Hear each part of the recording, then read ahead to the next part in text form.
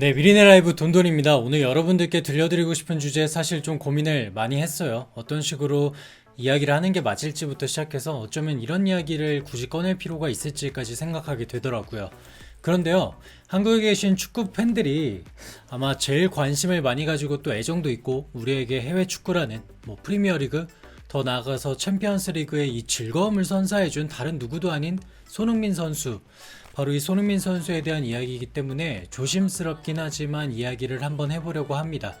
자, 거두절미하고 손흥민 선수가 최근 경기력 부진 논란에 휩싸였어요. 일단 지난 13일에 토트넘과 맨체스터 유나이티드가 프리미어리그 29라운드 경기를 치렀죠. 그 경기에서 토트넘이 2대3으로 패했고요.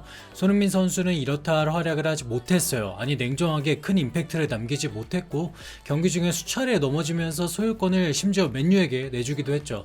스카이 스포츠 해설위원 게리 네빌, 맨유 출신의 레전드죠. 손흥민의 경기력을 두고서 기대 이하였고 역대급으로 엉망인 시간을 보냈다고 이거는 거의 비난에 가까운 평가를 남기기도 했습니다. 근데 이날 손흥민 선수의 활약상에 대해서 게리 네빌뿐만 아니라 수많은 매체에서도 혹평을 했죠. BBC 같은 데서는 평점 5점을 받았고요. 그리고 영국 풋볼 런던 여기 알레스테어 골드 기자는 손흥민에게 팀 내 최저 평점인 5점을 줬어요.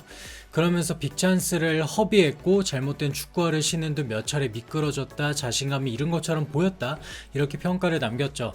어쨌든 팩트는 손흥민 선수가 좀 못했고 언론의 박한 평가를 받았다는 거죠.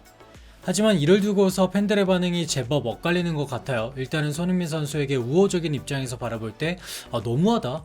손흥민 선수가 몇 년도죠? 2015년 프리미어리그 토트넘이라는 팀에 입단을 해서 벌써 무려 6시즌 연속 두 자리 골을 기록하고 있고요.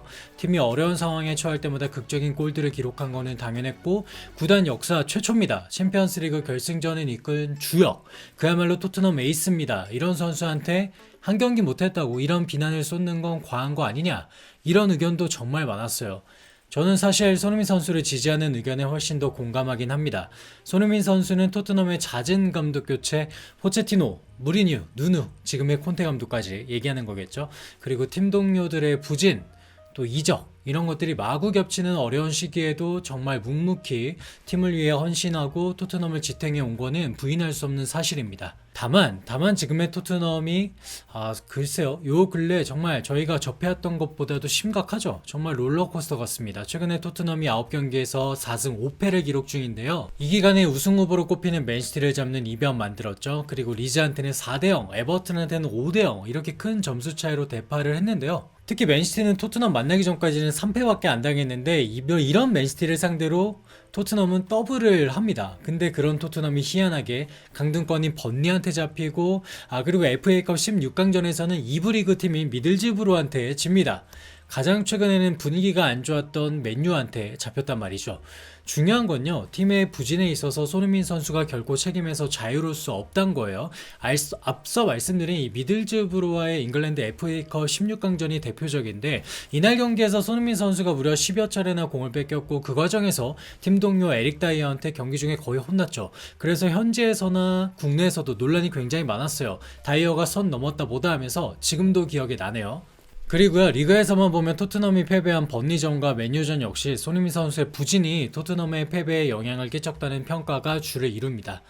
물론 손흥민 선수도 사람인데 한 경기 정도야 못할 수 있다고 생각을 합니다. 개인적으로. 그런데 제가 집중하고 싶은 건 바로 이 부진의 빈도예요. 빈도. 제가 손흥민 선수의 토트넘 플레이를 쭉 팔로우하고 있지만 올 시즌처럼 유독 비판을 많이 받은 걸 잘 못 본 것 같아요.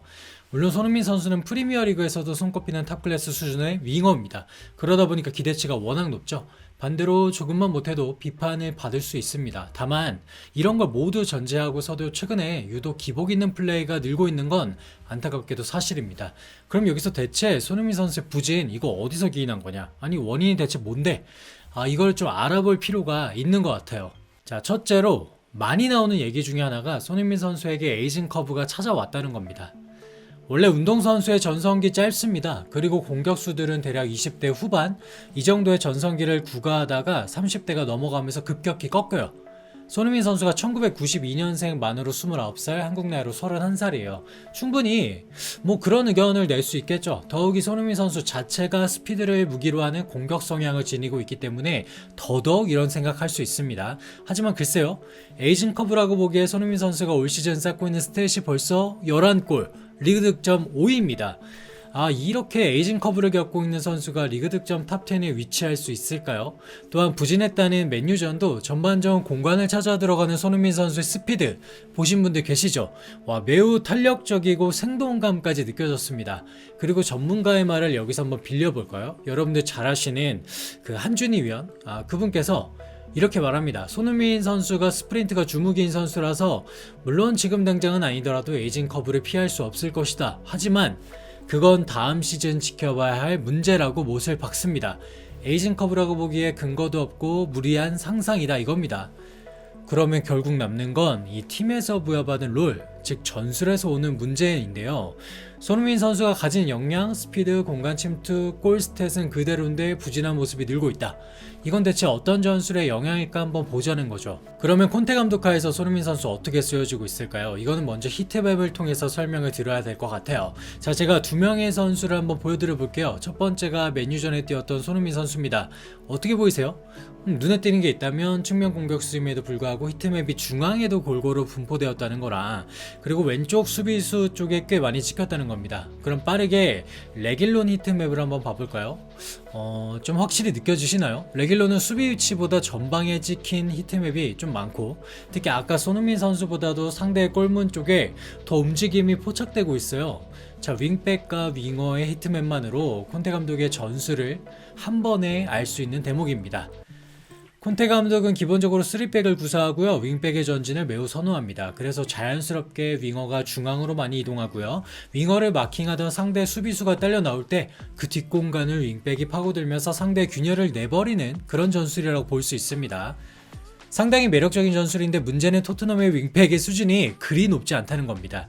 이게 진짜 문제예요. 크로스의 질도 안 좋고요. 그러다 보니까 상대 수비수가 윙백에 적극적으로 안 붙습니다. 지역 방어합니다. 그러면 윙어는요, 갑자기 수비수 2명을 상대해야 되는 순간도 오게 됩니다. 실제로 토트넘 경기를 보고 있으면 손흥민 선수가 자주 맞닥뜨리는 상황이고요. 손흥민 선수가 그렇다고 중앙에서 볼 간수하고 버텨주고 탈압박의 능력이 매우 뛰어난 선수냐? 그건 아닙니다. 그리고 가장 최악은 레길론이나 도어티, 이렇게 양쪽 윙백이 묵터대고 올라가다가 공이 차단되었을 텐데요. 이거 수비하려고 손흥민 선수는 최후반까지 내려야 됩니다. 당연히 체력 바닥나고요. 그러면 간혹 손흥민 선수한테 역습 기회가 오더라도, 상대 골문 앞까지 가더라도 마지막 슈팅 때릴 때는 힘이 완전히 빠져버린다는 거죠. 부정확하죠. 손흥민 선수의 장점인 골 결정력, 이거 못 살리게 되는 겁니다. 이게 적어도 제가 지금까지 바라본 손흥민 선수 부진의 가장 큰 이유라고 봅니다. 자, 끝으로 정리 한번 해볼게요. 손흥민 선수가 올 시즌 리그랑 컵대회 포함하면 34경기 출전했습니다. 많죠.